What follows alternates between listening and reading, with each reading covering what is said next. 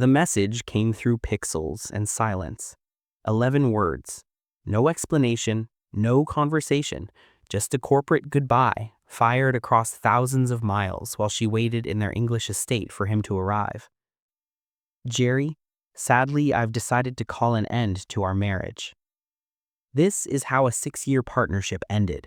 Not with an argument, not even face-to-face. Just a man with more power than most governments, typing out a breakup email like he was canceling a subscription. But here's what makes this story worth telling. This wasn't Jerry Hall's first time watching a relationship get rewritten by lawyers and technicalities. Decades earlier, she'd spent 13 years building a life with Mick Jagger. 4 children, a ceremony in Bali that felt like marriage in every way that mattered, only to have courts declare it never legally existed. As if you could just delete commitment, erase a family, call it a clerical error. 2 of the most powerful men of their generations. 2 endings that treated her like paperwork. So how does a woman survive that twice?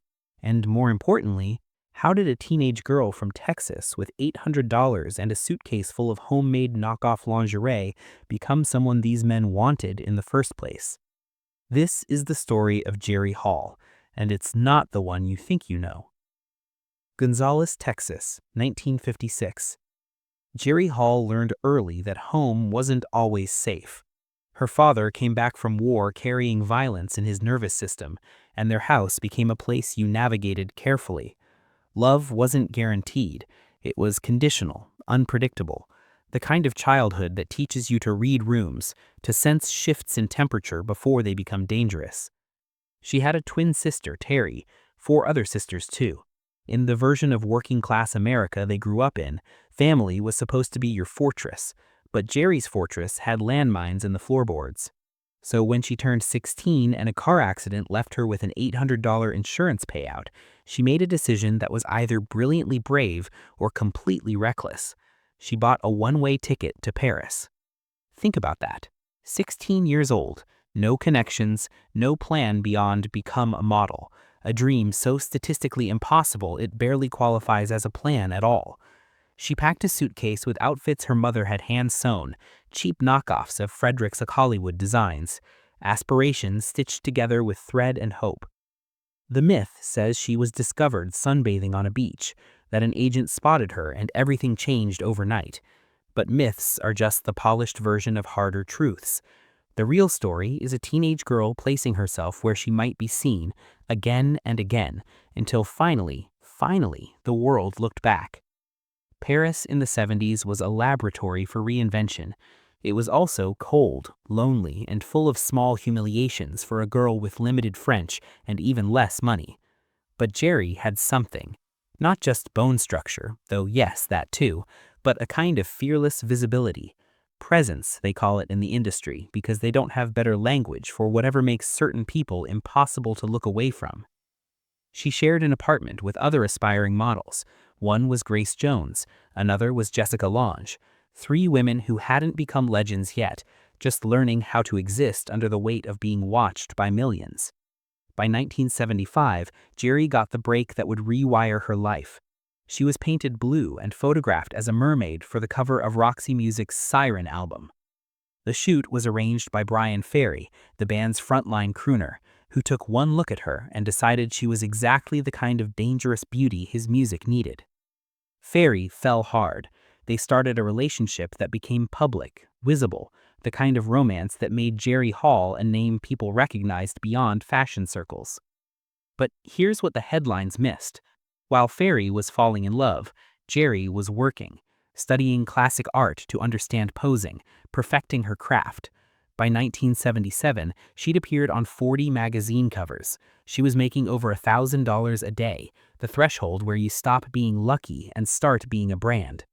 She worked with Helmut Newton. She became the face of Yves Saint Laurent's Opium, Revlon, the biggest campaigns of the era. And the whole time, she maintained an odd kind of discipline in an industry drowning in cocaine and chaos. She'd joke later that she never saw the point of drugs when a couple glasses of red wine with friends felt just as good. It sounds like a throwaway line, but it tells you something crucial.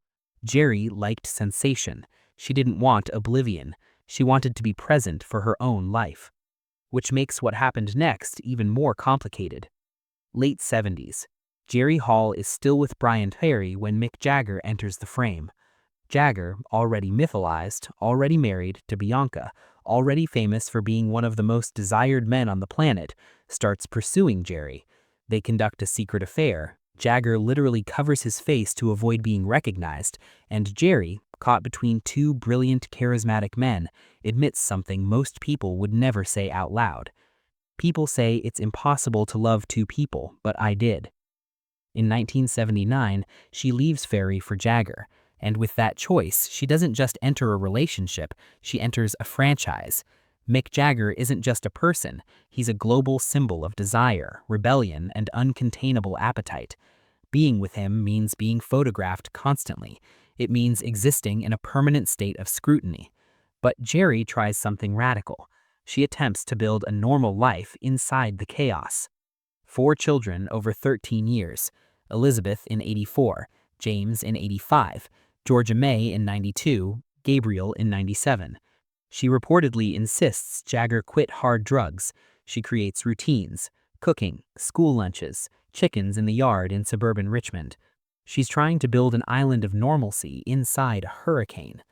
It's a portrait of a woman refusing to let rock star chaos be the only reality her children know.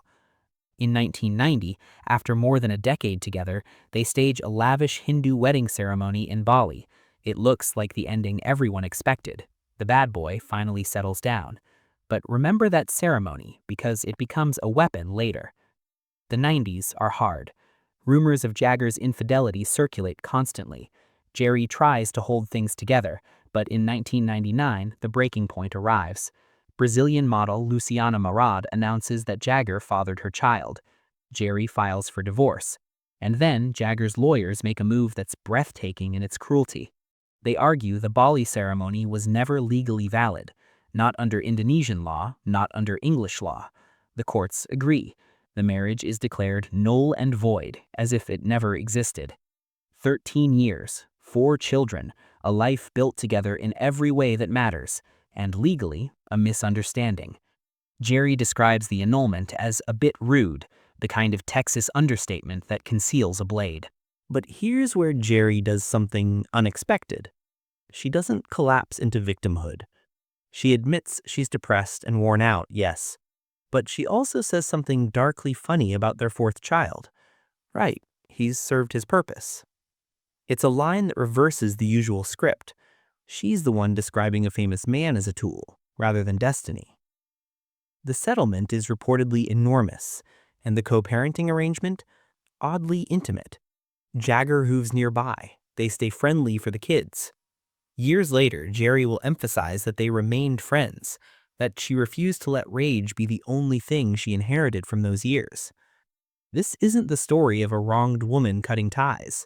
It's the story of a woman deciding her children's stability mattered more than her anger. While the world saw Jerry as a glamorous appendage, she was quietly building something else, an acting career. She'd done Urban Cowboy in 1980, played Alicia Hunt in Tim Burton's Batman in 1989, but after Jagger, acting became something more, proof she existed beyond someone else's reflection. In 2000, she plays Mrs. Robinson in The Graduate in London's West End. The role comes preloaded with baggage, older female desire, transgression, the male gaze. The production includes an onstage striptease, and of course the headlines fixate on her body. But Jerry punctures the sanctimony with a joke. Theater is better than sex. You can do it 8 times a week and you don't get pregnant. She continues accumulating credits. The Vagina Monologues, Calendar Girls, a brief stint on Strictly Come Dancing.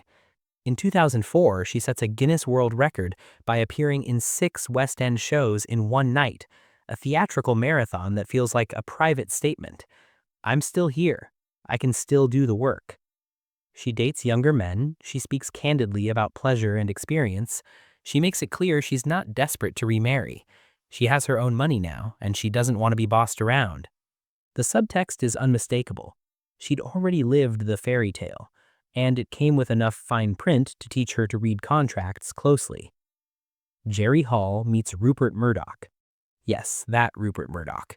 Media titan, political kingmaker, the living embodiment of corporate power. They begin dating. In January 2016, their engagement is announced in the marriages section of Murdoch's own newspaper, The Times. A gesture so perfectly on brand, it feels like satire written with an unlimited budget. March 4th, 2016.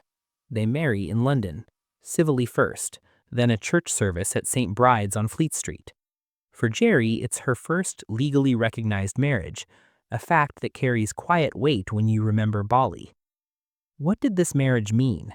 From the outside, it looked like the ultimate merger, Texan supermodel meets global media dynasty. To Jerry? Friends suggest it may have felt like something different. Less chaos, more companionship. Perhaps, finally, stability. She cares for Murdoch during health challenges. She converts to Catholicism.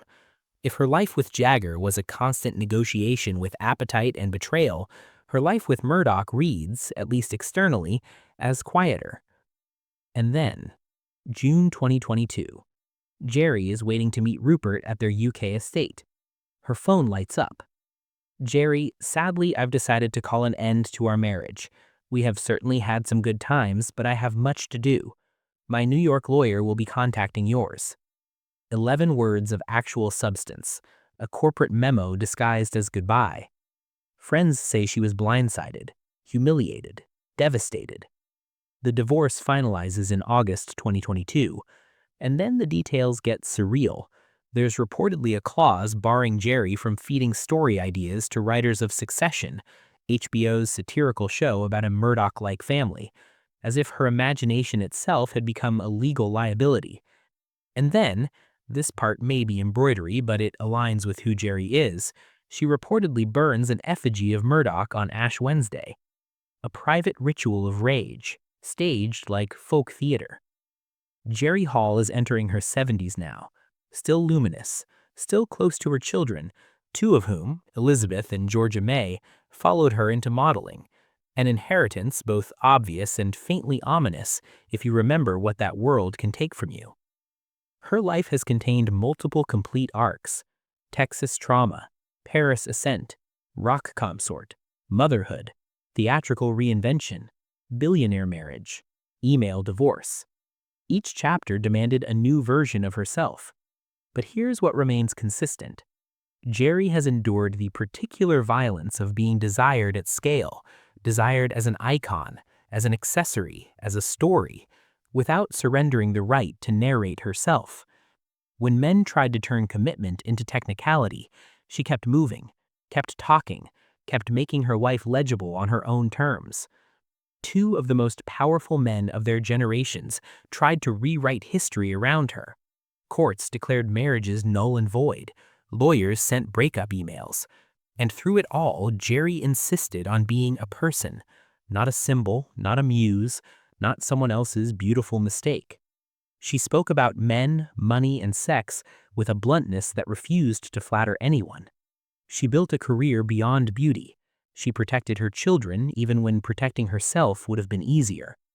For a woman the culture long treated as decoration, that insistence on personhood might be the most subversive thing she ever did. The girl who left Texas with $800 and homemade lingerie didn't just survive the men who tried to define her. She outlasted them, on her own terms. And she's still here,